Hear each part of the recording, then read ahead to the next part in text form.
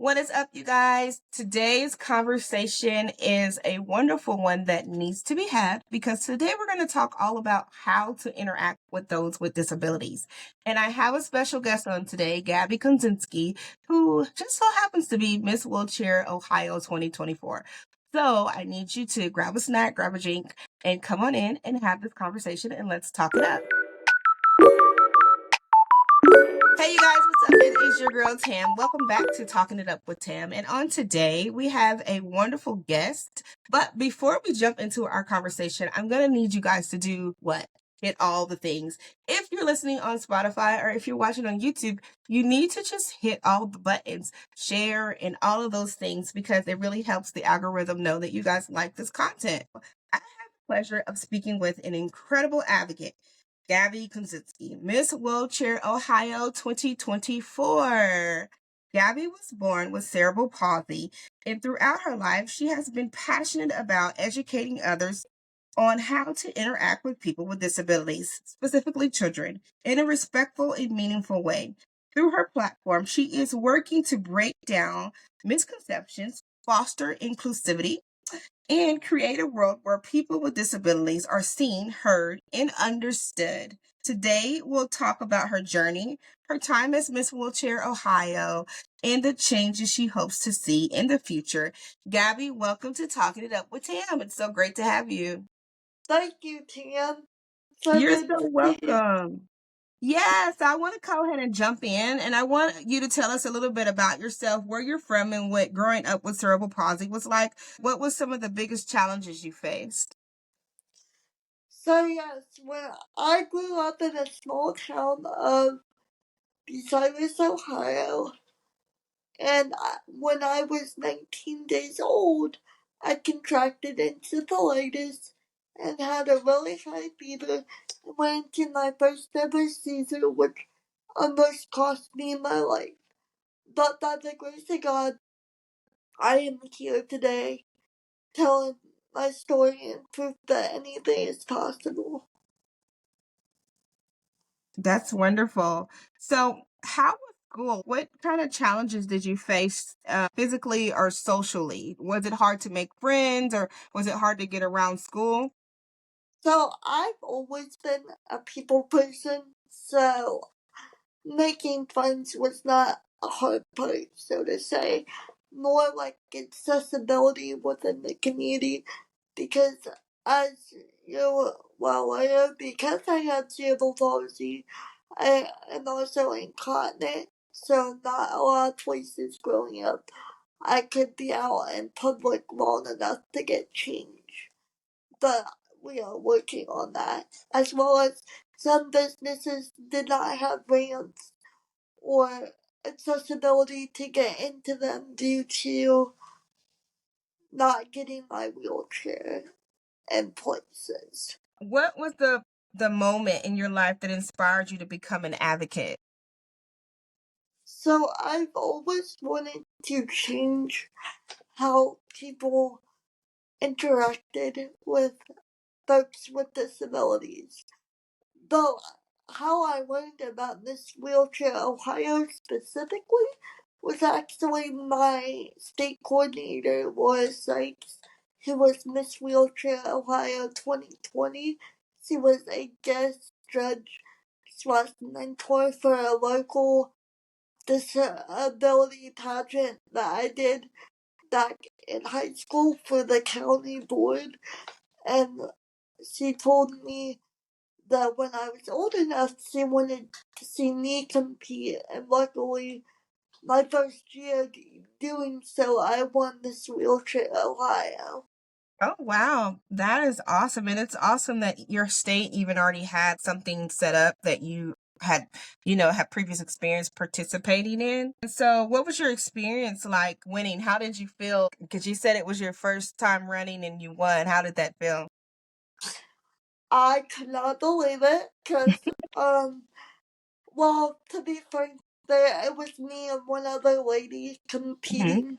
And like I said, it was my first year, but not hers. And so when they announced me the winner, I was literally in tears and said, Are you Oh, sure? Are you sure?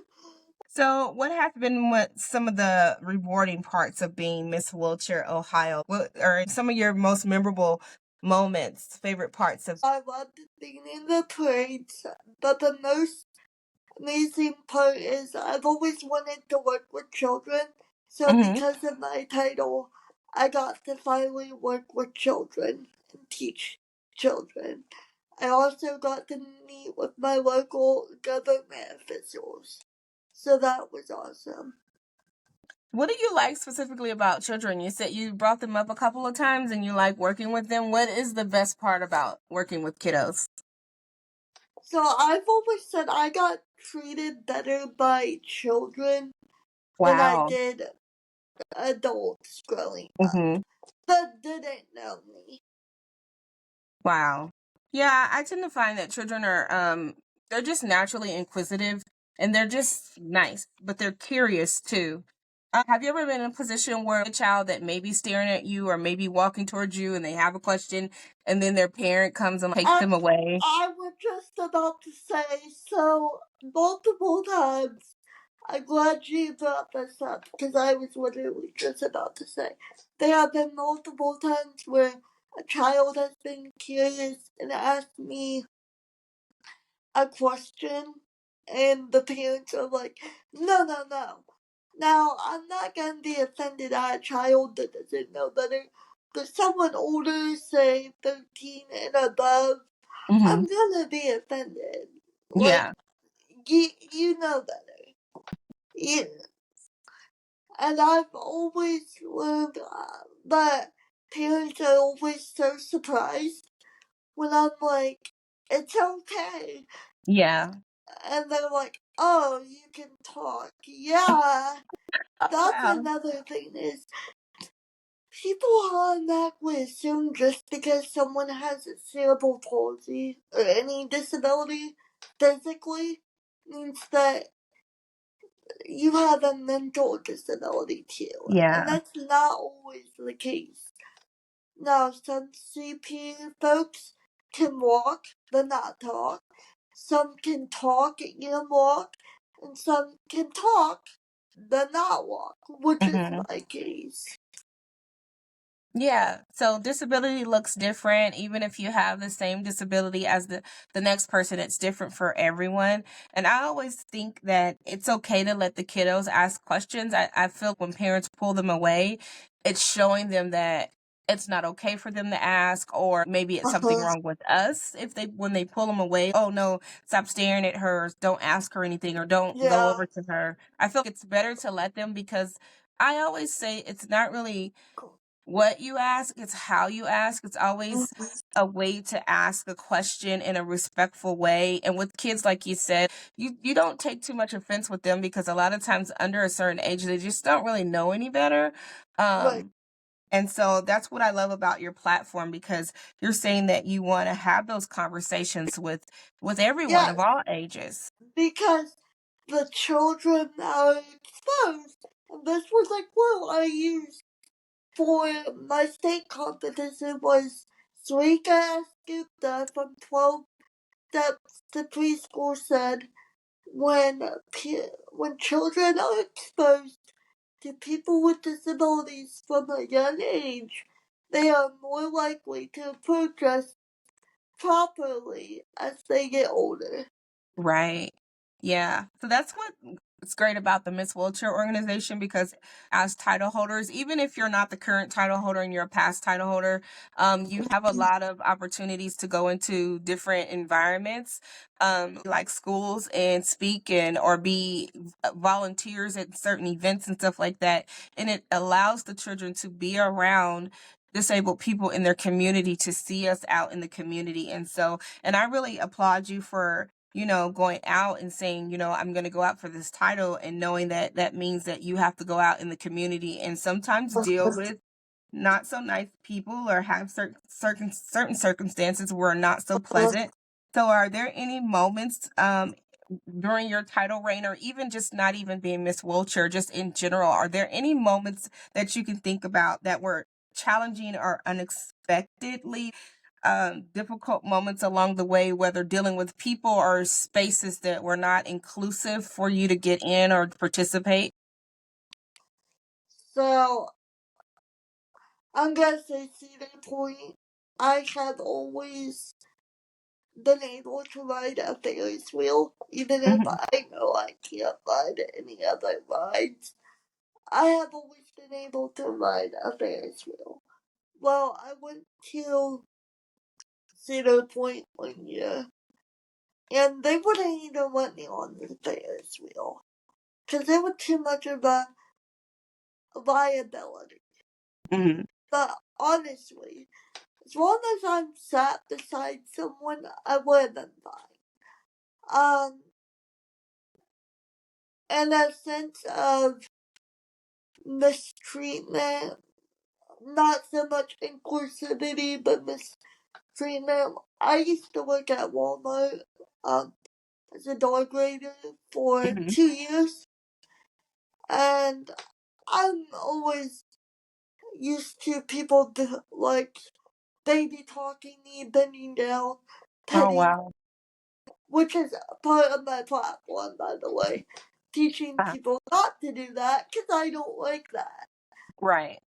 Well, one time, someone literally had the audacity to look at me and say, "You shouldn't be here. You should be at home watching TV." Mm. Now, I'm sure they didn't mean it offensively, but I took that offensively because I'm doing my job. You Right. know, I'm not just here for the heck of it. Trust me, there are better things I would much rather be doing than just sitting at a door for 4 hours saying Mm. hi. Right. And that brings me to my next question about misconceptions or mistakes people make when talking to people or interacting with people with disabilities. If you could give me 3 tips. Well, let's talk about Ugh, some of the misconceptions because you said ugh. some of the misconceptions are like when they baby talk, like they don't think you can talk, or they're like, oh wow, you can talk, or when they do talk to you, Or they they ask my caregiver or parent yeah. a Yeah, so question they like, don't talk to you, they talk to the person next to yeah, you. like, Yeah. oh, or they, at restaurants, they just assume you want the kids menu. Oh, wow. Yeah, that And, would upset me. I mean, I don't look my age, granted, but still, even when I was a kid, I was ordering steak. Right. uh, oh, yes. I say that because steak is my favorite food. But, oh, would she like the kids menu? No, so she wants the steak. Right. Uh, or like just people asking what I want, and they're like, well, she can answer. She can answer. One time someone came to my day program and was not even there for me, first off. But she, started petting me. This is going back to the petting. And I looked at her, I said, who are you? She's like, oh, I'm so and so. I said, oh, I'm just asking because you're touching me, and I don't like to be touched unless I know you or you ask. Right. That's She so weird. lost it. She was like, oh, I'm so sorry. But that's like the petting. People are, oh, they see someone with a disability and they want to, what I call pet or Mhm. bend down. I get that eye connection, but just ask. It's a matter Yeah. of asking. It's better to assume competence than it is incompetence. Oh, I love that. I absolutely love that, and you're so right. I prefer people when they talk to me to stay standing up.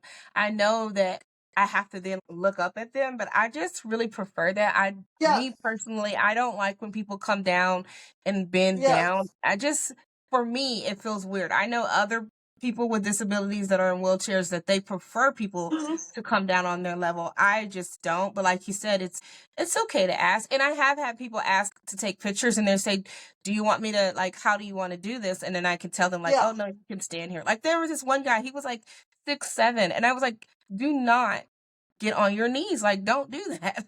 Yeah. Like I'm it like is you. okay. I'm like you. I prefer you just stand up. You can stand up. Why don't you hurt your neck?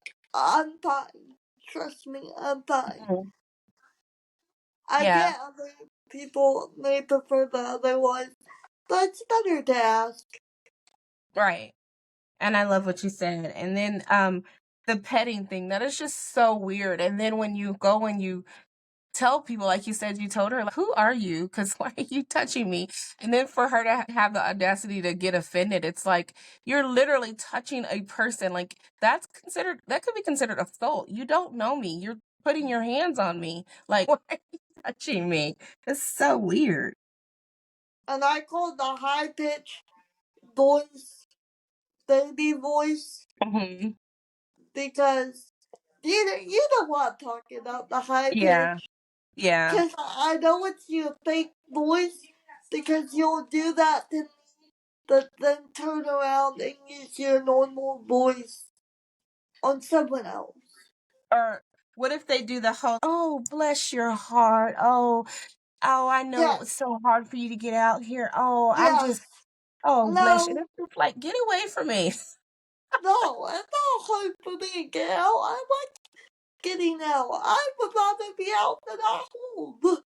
Yeah.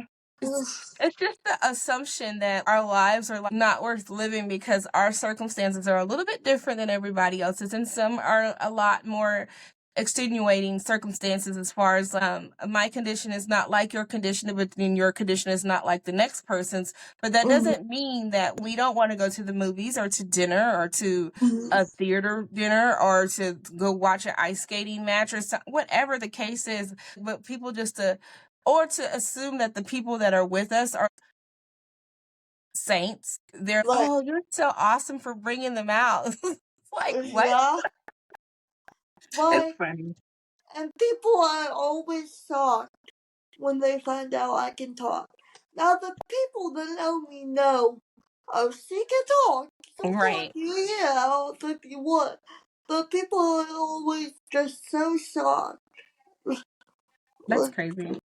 Yeah, Yeah, and I don't they just hear cerebral palsy and they assume, oh, she can't talk. mhm. Yeah. People shouldn't assume things, right? No, So I want to get back to, so we talked about misconceptions and we're talking about these things that are kind of annoyances or eye rolling moments of, "Oh my gosh, why are you why are you being this type of human?" So let's give people some tips. What do you think are tips for people to be more respectful or inclusive when it comes to talking with disabled people? always assume confidence, not Hmm. incompetence. It's better to assume the person can talk and hold a normal conversation than the opposite way. And also, just ask. Just ask. You can't talk in your normal voice. Don't use the baby voice. Also, ask the person if they prefer if you stand up or bend down. Because, like I Hmm. said, I don't like it when people bend down unless they absolutely have to. And also, don't pet someone. Just because you see someone in a wheelchair or any disability, don't pet someone. Don't Right. use the baby voice. Just use your normal voice. And always trying to include someone that may be different than you. Also, we need more adult changing tables and Hmm. more ramps. Right. We absolutely do. It's out in community. I always say that we are contributing members to the community. We pay taxes. We're law-abiding citizens. We live in these communities, and it's only fair that we have the right to go out to the parks or to the malls or to go grab ice cream or whatever. Or if we just want to take a walk, and I know people are like, okay, walk. Well, if we just want to roll down our block, take the dog out, we should be able to do that. And there should be curb cuts, or there should be universal, like design where there's no curves, because I hear about people who get up on sidewalks and they're going out in their wheelchairs, and then they get to a certain point where the sidewalk ends, but then it's only curb, or it's like the weirdest stuff that people don't think. Sidewalks need to connect, and there needs to be an ending to the sidewalk that is. Go Another ahead. thing I would say, sorry to cut you off. No, you're good. Another thing I would say is, if you have children, a niece, nephew, grandchildren, whatever, if they want to ask someone with a disability a question, let them. Right. It is not offensive coming from a child versus a grown adult that knows better. And that brings me to my next question. So, how do you approach tough conversations when someone is being unintentionally offensive or informed? Like you talked about earlier, that lady who was touching you, and you kind of spoke up for yourself and like, who are you? Do you find that hard, or did you have to build up to be able to speak out for yourself? Because people do have a tendency to, like you said, touch, or if they're not touching your physical body, they're touching your chair, which people don't understand. That is also our physical body. Don't lean on our chairs. Don't touch them. They're not to help you. Don't put your feet on my wheelchair. Right? Or if you're getting through an aisle or something, the chair is not there to help you make your way through the section. It is literally a part of our body. So when you spoke up to the lady who was touching you unwarranted, like you didn't give her permission, were you scared to say anything, or has that just always been you to always speak up? And what advice could you give someone to build that courage? When I was younger, I didn't always speak up. My Mhm. parents did, because I had that face that you can just tell I'm getting irritated. Look, Yeah. I wear my emotions on my face even before I say it. Mm-hmm. But with that lady, I was just irritated and just spoke up. And unfortunately, with the Walmart situation, I did have to report that customer. Mm-hmm. Because to me, that was offensive. Right. Yeah, and so we kind of have no other choice, regardless if we were able-bodied or not. We're gonna have some uncomfortable conversations, and so I want our listeners to know it's okay to speak up. Like you said, you had to report that customer because it was offensive, and the lady who was touching you, you got to speak up for yourself. Because you may find yourself at a time where there's not a person around you that can speak up for you. And if you have the ability to speak up and use your voice, then, you have to learn to do that. I do want to ask, what are some ways schools, workplaces, or communities can improve disability awareness and inclusion? Like, what can society do? I think society needs to put more adult universal changing tables in Mm-hmm. places, as well as ramps to businesses, wider doorways, more in regards to amusement parks, more rides for people with disabilities so they don't feel left out. Maybe put books in school to teach children about other children with disabilities, or Mm-hmm. have people that have different disabilities come in and speak with children, and how to include others with disabilities so they're Right. not afraid to approach someone with a disability. And Right. maybe then they can teach their parents to don't do all that stuff. But hey, Mom, can we have my friend Sarah who may have Down syndrome or cerebral palsy or spinodyspia come over? Right. You get what I'm saying? Yeah. Yeah. And I really think workplaces and schools and stuff like that, they can do better when they have their, trainings or company wide trainings to where they can have people come in like us, and talk to them and give them, advice or insight on how to interact with us or how to make life more inclusive. And especially what you said about wider doorways, because, there's houses being built all the time, there's businesses being built all the time, and there needs to be a thought process of, what if I have a person that buys this house and they're in a wheelchair? Or what if we have a wheelchair user come to our shop today? We want to make sure that the doorways are wide enough. I have a newer home. It was built in 2017, 2018, and the doorways are pretty wide, but they could be a little wider. I mean, Yeah. driving a wheelchair is not easy, despite what people think. Sitting in this thing all day Yeah. and operating it, it's so not easy. I just don't understand why people have that thought process. That's another thing. People are Yeah. like, oh, I wish I could do a wheelchair. No. Oh, wow. It's, yes, I can drive it, but it also can be painful. I know, exactly. I don't know why people don't understand that. And the way that I try to get people to see how uncomfortable it is, I always tell them to think about like their longest plane ride or car ride. When you're taking like those summer vacations and you're having to sit in a chair or sit in the back seat for like 6 and 8 hours, can't get out to go to the restroom, your legs are cramped.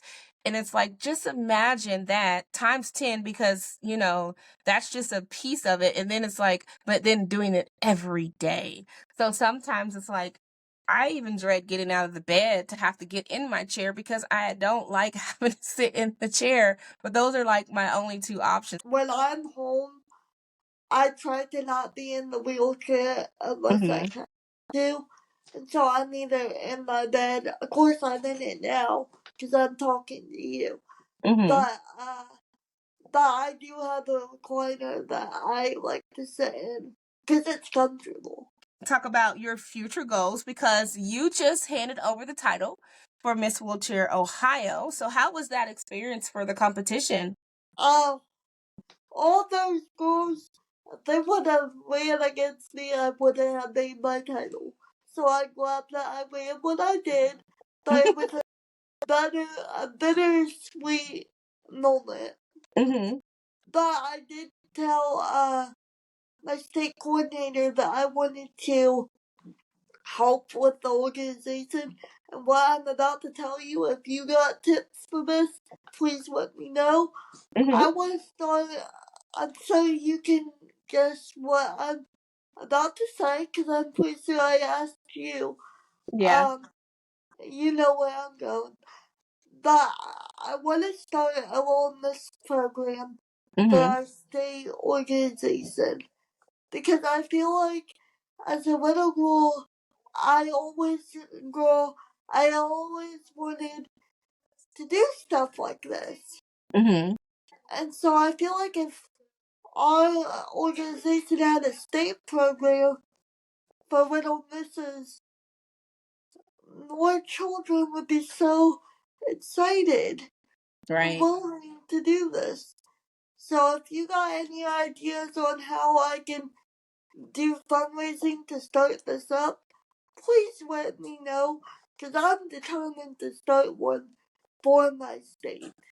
Yeah, of course. I'll have to email you some things, because I really agree with you. I really feel like the Little Miss program is vital. There should be Little Miss programs everywhere there's a Miss program.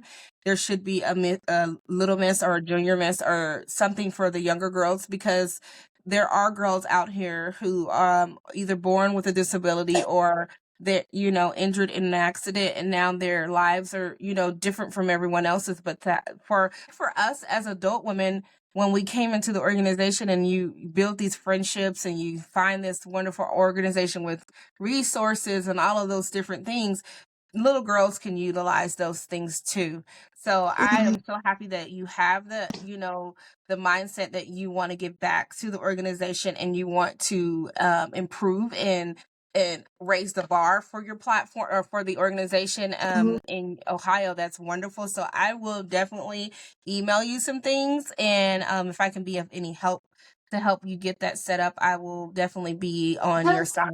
I think it's wonderful, but I also just think it's great for little girls to have something to look forward to. So would you say that's what you have as plans for, your next step after Miss Wiltshire, Ohio? Your plan is to continue to work in the organization to build the Little Miss program? I eventually want to work with children. Do you want to become a teacher or work in early childhood education? Some type of education field. Okay, so other than that, are there any specific projects you have coming up? Anything that you're working on outside of Miss Wheelchair? No, I don't think so. Okay, that's cool. You're taking a break, but you're still going to be working on getting Little Miss Wheelchair set up for Ohio. So I want you to tell people how they can find you on social media to support you. So what is your social media handles? Like, are you on Facebook, Instagram, and how can we find you? Instagram, Kozinski.Gabby. On Facebook is Gabby Kozinski. I did have a Miss Wheelchair Ohio page, but unfortunately, the Facebook associated with that got hacked. Oh, yeah, and that Yeah, completely sucks because that was your whole year. but I have mainly Facebook and Instagram. I will put those links down in the description box when I upload all of this goodness. And so, are there any parting words that you want to give to our listeners before we head off? Remember, knowledge is power. You tell them again what you said earlier about it's better to assume. It's better to assume competence than incompetence. I love it, Gabby. But I want to thank you so much for our time. And I am looking forward to following your journey as you start the Little Miss Wheelchair Ohio program. If anybody can do it, I believe that you can. And I will do all that I can to support you. And I want all of our listeners to go and find you on Instagram and on Facebook. And the links will be in the description box. And we're going to follow Gabby along in her next chapter of her journey. And I want to thank you for being such a strong voice for the disability community and just the community. Go ahead. Also, make sure you follow the Miss Wheelchair Ohio page. Yes, the new Miss Wheelchair Ohio page for your 2025 title holder. That's going to be so awesome to see her journey. And you're probably going to help and mentor her as well, right? Yes. That's awesome. So you have so much going on, and we are going to follow you all over, Gabby. And I want to thank you so much for coming on and talking it up with me and dealing with our technical difficulties. But I thank you for having this conversation. It is definitely a needed conversation, and hopefully people will listen and they will rethink before they speak first, and know that they can ask questions, but they need to make sure that they're not being offensive or they're not touching when you're not supposed to be touching and all of those things. But this was a great conversation. And so before we go, I want to encourage you guys to follow, subscribe, like, share, do all of those things, hit all of the buttons, because next time you want to be here for our next conversation. So until next time, I will talk to you guys later. Thank you and bye.